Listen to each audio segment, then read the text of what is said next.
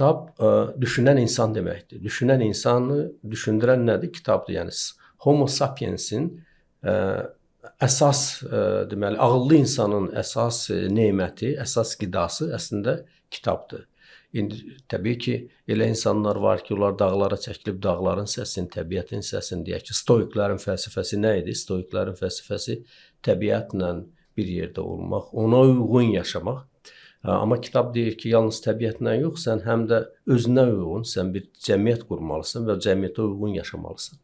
Yəni bu mənada mütləq şəkildə mən şiddətlə tövsiyə edərdim yay ayında xüsusən gənclər daha çox kitab oxusunlar.